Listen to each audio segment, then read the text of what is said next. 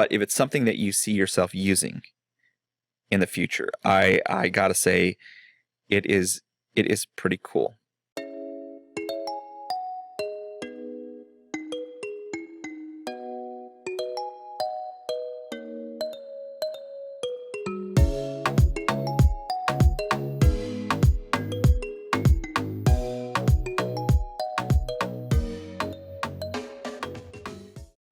Okay, so this is me using OBS. I've been trying to connect it to Zoom for a while. It has been a headache. It has been a lot of trial and error, a lot of failing. I would say this is for an advanced tech user who is comfortable hopping onto Google and hopping onto different forums to ask other people how to do things. This has required me talking to my district and actually talking to Zoom support, who are talking to engineers. And so I would say this is definitely not for somebody who's barely learning the ins and outs of Zoom. There are some very cool things you can do in Zoom, but for people who are looking for something beyond that, like myself, I'm always pushing or trying to push the boundaries of technology, seeing how far I can actually take it. This has been a cool tool. Does it mean that I need it to teach? No, it's just a nice extra.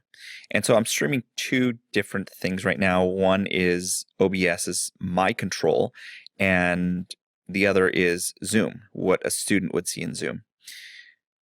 By default, Zoom is going to downscale your video, which is one of the major issues that I ran into. It causes your text to become blurry or your video to become laggy. And so you kind of got to get comfortable switching between the two depending on what you want. And is it a bit of a hassle? Yes.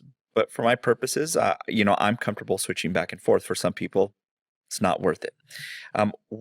Why use OBS? Why, I get to have at least sort of a virtual classroom like this, where I can put up a PowerPoint. It's not just a picture. I can actually, scroll through this here. I could show things on the internet. This is not my personality test. I got this from someone. Google class codes, which I'll probably blur out. Please don't join my biology class. But yeah, I mean, it is nice to have these things. It's really cool to switch out to a different background pretty quickly, take myself out, put myself back in. Maybe I feel like having something else. And like I said, for somebody who likes playing with tech, this is pretty cool. I could go to, again, myself still here, where it's just the desktop. I can go to, that's that little tie there, to my document cam. And again, am I willing to deal with a little bit of blurriness, maybe a little bit of lagginess? Yeah, a lot of this depends on the system that you have. I tried running this on a MacBook Pro. It got way too laggy. You also need to check to make sure your student's hardware can handle this. There's no point if a student's hardware can't handle it. For the most part, once it's been semi-downscaled, the students will be fine. But I have noticed this is a bit of an issue if they are on their phone. So if they're on their phone with all the things that are happening, all the transitions that are happening, it kind of lags. So like when I switch here, and you'll probably see it on the Zoom one, it lags a little behind, not terribly. And I don't need those transitions. I'll probably end up taking them out. But it's very noticeable on the phone. Will I continue to use OBS?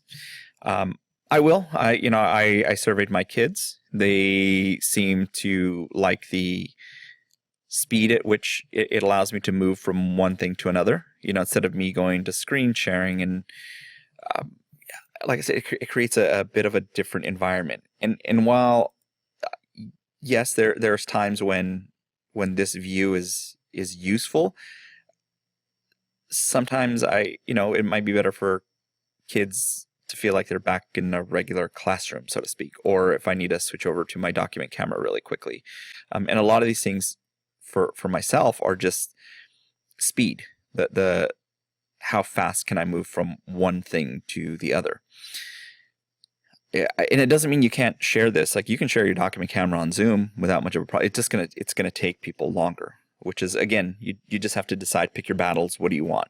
Do you want the speed and dealing with some of the lagginess, or are you okay with using Zoom?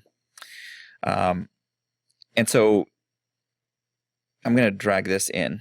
So this is actually what I like. If there was a student view, this would be, myself and my students. My students can still drop in reactions. So it's not like they can't drop reactions in anymore. So like if they want to do a thumbs up, or you want to do a little clap emoji, the chat feature still works. So if they want to chat, they can still. Should I have the chat disabled right now? Because sometimes it's kind of good to do that. So I'm going to open up the chat, and I'll just type this a couple times to get their names off the screen.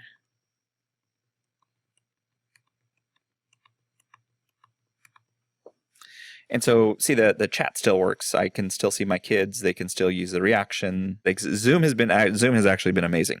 The tech help from Zoom has been really good. The thing with Zoom is they had to ask our district to turn on the HD settings. And again, I'm lucky that I'm in a district that was okay doing that. I don't know what plan your district has with Zoom. I don't know what capabilities your network is capable of handling. So this is definitely not a how-to video. Take a look at OBS. Take a look at NDI. There's so many other cool things that are still left to do here. I know that I can connect my cell phone, so I can turn my cell phone into a webcam, which I want to take into the lab area because I'm a science person. But like I said, I accept that there are going to be headaches with it, and there aren't very many people who can answer questions for me. It's a lot, again, trial and error. But if it's something that you see yourself using in the future, I gotta say, it is pretty cool. The kids are, I feel a little bit more engaged when I'm using this virtual classroom. Soon, my kids will be helping me decorate our new virtual environment. And again, nothing's perfect. Nothing's perfect. There's pros and cons to everything that you do. I mean, yes, this looks cool, but there's some headaches that come along with it, and like lagginess and HD stuff that you got to worry about. But to me, it was totally worth it. Even this view right here, this classroom view, I mean, I have it as like my welcome, but when we need to get to work and they need to see something, I'm switching to this, or maybe I'm not there, or maybe we're going dot cam.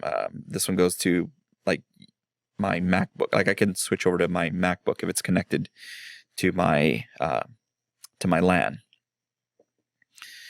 So with that said, like I said, I apologize if this wasn't much help. If you were looking for a how-to, like, oh, that's so cool, he's going to show me how to do it.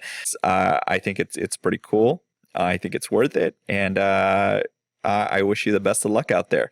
Like I said, one of the most common things is the blurry issue. I kind of found some workarounds to that with screen sharing. So like me personally, I'm using what we call a second camera. It's recognizing it from OBS. If I optimize for screen sharing, you're going to see the text get a little blurry, or a little bit more blurry. Let me go to my full desktop view. See, it's not quite as crisp as before. See, but my video is going to keep up with me a little more. Okay, because it's optimized for video. So like my hand, there's not a whole lot of lag here. I'm going to switch back to the other version, where, see, now I'm optimizing for text, but if I move quickly, see, it's not super noticeable, but there's a little bit of a notice of a lag. So I'm just having to, like I said, slow down a little bit. I'm not talking to waving my arms all over the place the whole time. Listen, if you are doing this, I am trying to network and reach out and connect. If you have solved a problem in OBS and NDI, especially this blurry issue, if you have found the magic formula, please drop it in the comments below, or find a way to connect with me. If you found some other cool features in OBS, please drop it in the comments below. I know there's other programs out there like Ecamm Live, Manycams, that do the same thing, except you have to pay for them. The only reason I'm using OBS is because it's free. Teachers love their free 99 tools. So if you're working with OBS, you're working with NDI, and you want to connect and problem solve and keep pushing the boundaries of technology and education during this distance learning, please hit me up in the comments below.